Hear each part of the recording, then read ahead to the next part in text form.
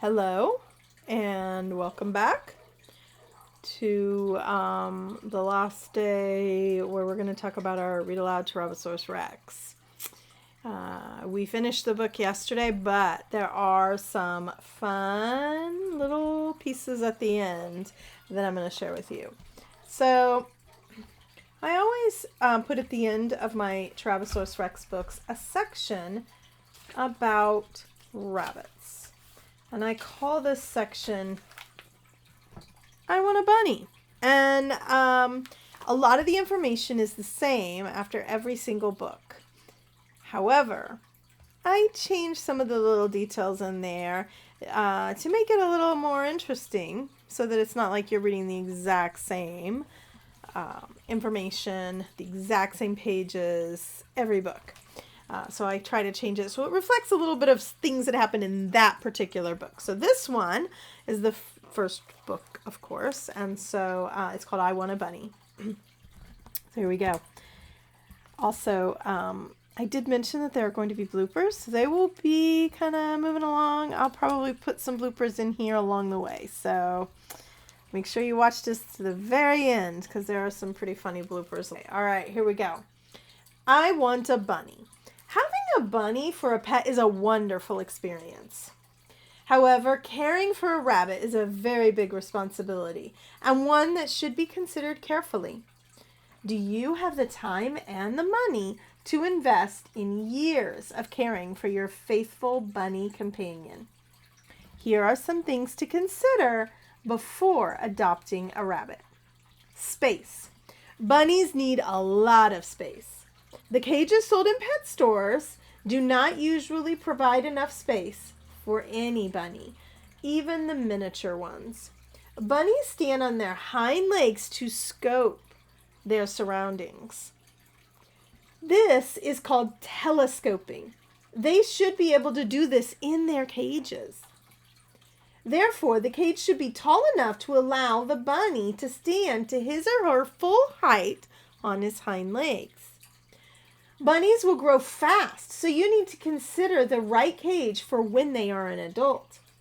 Even if you have a cage that is big enough for your bunny to telescope, like T-Rab's cage, bunnies still need a lot of exercise. You should have an adequate amount of space for the bunnies to run and play.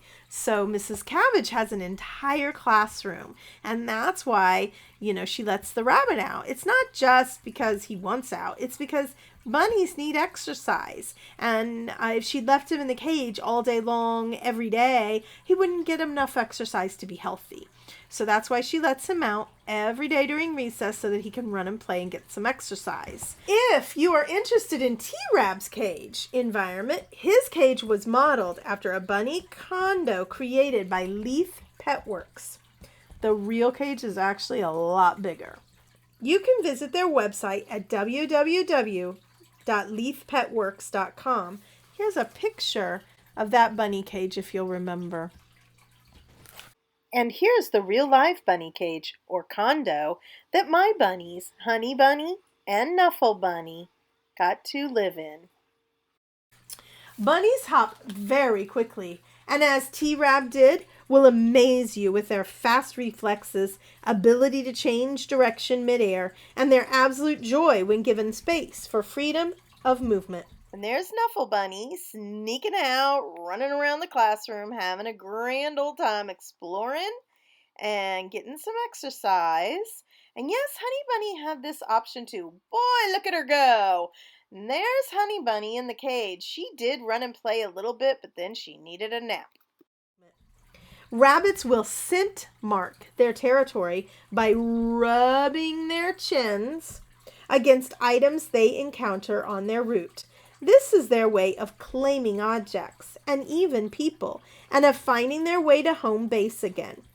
A burrow in the wild, or in your home, their cage. And what do you know? There's Nuffle Bunny rubbing her chin on pretty much everything in the classroom to claim it as her own.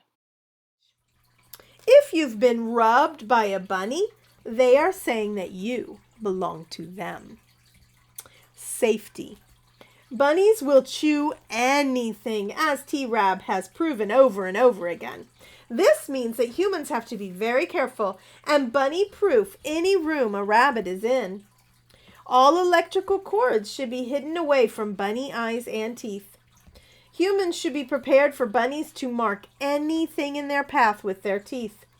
Bunnies have been known to chew rugs, books, furniture, curtains, peeling wallpaper, cords, and pretty much anything they can get their teeth into. Be ready to examine your home from the ground up. What can your bunny see and get to? And how can you make your bunny's environment safe for him or her? Food. As T-Rab has shown, bunnies love their food. They need a constant source of Timothy hay to help them digest their food properly. A bunny's hay feeder should never run empty.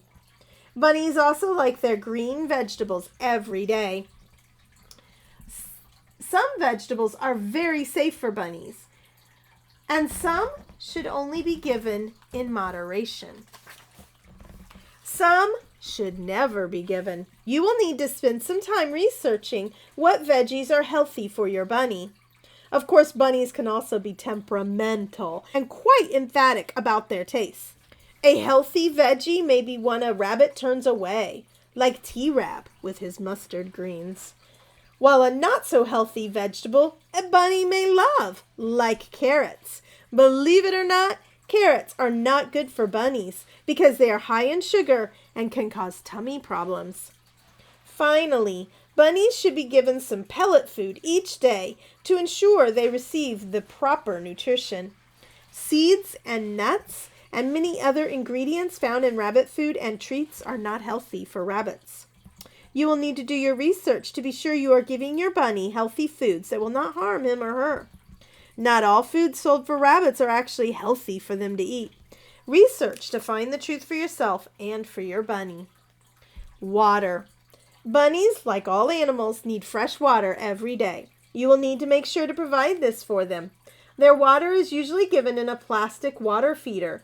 It is important to rinse this feeder out as part of your cleaning process. A clean cage environment. Cages can become unhealthy very quickly. Your bunny's cage environment, including the litter box, should be thoroughly cleaned at least once every week. It is also a good idea to do some spot cleaning every day. This will help make the weekly cleaning go faster. Any water spills should be cleaned immediately, as mold can grow quickly in a cage environment, which is unhealthy for bunnies and humans. Playtime. As we've seen with T-Rab, bunnies are very playful and have a lot of energy. They should be given time to play and exercise outside their cage every single day. Some wooden chew toys, like T-Rab's rattle, are safe for bunnies to play with unsupervised. Other toys bunnies should only play with while supervised. Pay careful attention to the tags on the toys before you remove them. Supervision is critical with curious, always chewing everything, enthusiastic bunnies. Handle with care. T-Rab was very impressed that Mrs. Cabbage knew how to hold him. This is because bunnies are strong kickers, and when frightened or unhappy, may kick and struggle. If a handler is not trained in how to hold the rabbit properly, the bunny could manage to escape the handler's arms. Falls from any height can be very dangerous for bunnies. Children handling rabbits should be seated on the ground to ensure the safety of the bunny being held. It's also important to know that bunnies aren't always cuddlers. It's not safe to sleep with a bunny at night, and they may not ever enjoy being handled, cuddled, or held for long periods of time. For a bunny, affection is given with the occasional chin rub, grooming behaviors like licking or gentle chewing, and nudging with their nose or head. If you've received any of these gestures of affection from a bunny, it means you've been hugged bunny style. A long-term commitment. Bunnies can live to 10 and even 12 years. The Guinness Book of World Records has reported the oldest rabbit in the world lived to age 18. This is fantastic news because it means your bunny companion can be with you for a decade or longer. However, it also means that adopting a bunny is a long-term commitment. Be certain you are willing and able to commit to many years of caring for your bunny companion. Final thoughts. Clearly, bunnies require a strong commitment to their care. There is a time and money investment in terms of providing the right cage environment, the proper nutrition, and opportunities to play and exercise every day. The decision to adopt a bunny is not an easy one, but if you are willing to make this commitment, you may find your bunny has become your very best friend. So that's the end of the I Want a Bunny section. I hope if you one day have a bunny that this information will help you to be a good bunny caretaker. Okay, so the next section in my Tyrabbisaurus Rex books, I usually have thank yous. Sometimes I have thank yous from me, but in Tyrabbisaurus Rex books, I always have thank yous from T-Rab. So it's important that you read to the very end from cover to cover so that you can hear the thank yous because they're kind of funny. All right, here we go. AJ, that's me, would like to thank Janine Henning, the very talented artist who brought T-Rab to life with the cover art and illustrations in this book. And here's Janine, surrounded by many of her other creations. Allie, Josie, Caitlin, and Megan, T-Rab's earliest readers and biggest fans. Maria V. Snyder, who led many writing popular fiction workshops at Seton Hill University, where early versions of Tyrabbisaurus Rex were critiqued. Nikki Smith, who announced in one of those workshops, "I'm just going to call him T-Rab, if that's all right," thus giving Tyrabbisaurus Rex his most awesome nickname. Carrie Gessner, Kathleen Coleman, Anna Lavoie, Annika Sundberg, and Jenna Troughton for their constant encouragement and support. Nuffle Bunny and Honey Bunny, two Holland Lops, who brighten my classroom year after year, bringing joy and companionship to countless students. Though they are no longer with us, they were the true inspiration behind T-Rab's character and his antics. And here's one more picture of the two bunnies when they were babies. All right. And finally, T-Rab. T-Rab would like to thank myself for being so awesome that I actually have my very own book. The T-Rex Council, not for ignoring my plight as an imprisoned Tyrabbisaurus Rex. Ginger, for always wearing such tasty dresses and nest-worthy hats. Maria, for not being upset when I improved her puppy sweatshirt without her permission. The tiger, not for always staring at me with his beady little eyes. Mrs. Cabbage, for bringing me the yummiest of vegetables, except for when she tries to trick me with those imposter veggies. She gets no thanks for those. Scott and Amy at Leith Pet Works, www.leithpetworks.com, for building my prison palace. Mrs. Cabbage calls it a bunny condo. If I have to be locked up in a cage, it might as well have lots of space and toys and veggies in it, right? The vets and staff at Olathe Animal Hospital in Olathe, Kansas, for taking care of me when I'm sick, which is never, people. I'm a fierce Tyrabbisaurus Rex and we don't get sick. The whiskered human and his loud roo, roo, roo, roo machine, not for stealing my hay. I was saving that hay for later, mister. You bring it back soon or no thanks for you. Me, for finally getting my story published. I already thanked myself once, didn't I? Well, that's all right. I probably deserve more thanks than anybody. After all, I'm a Tyrabbisaurus Rex. And you, ginormous human, for reading my story. Thank you. And here's one final picture of Tyrabbisaurus Rex roaring his thank yous. And that is the end of our book. If you enjoyed this read aloud, you might actually enjoy the other books in this series. You can find out more about them at my website, www.ajqlee.com. And I hope you'll stick around because coming up next, we have bloopers. With T-Rab on the loose, with Tyrabbisaurus Rex on the loose. OMG! I'll be cutting that part out. I don't know who Ginger is, but I know it isn't me because the name Cuddle Bunny is bad enough. Oh, look who came to join us. Oh, wow. He's cat bombing my video here. How lovely. Tyrabbisaurus Rex doesn't know how blah. Tyrabbisaurus Rex doesn't know how that's possible. This chapter is say hi. Not from Boo Kitty Boo's point of view. No. I have my house. Oh. Of course he has his house. I leave my house. My claws make a skittering sound across the flooring. My claws make a skittering sound across... Blah! My claws make a skittering sound against the flooring. How could you leave me alone like that? Blah. So delicious, I almost forget to guard my bowl against more imposter bunnies.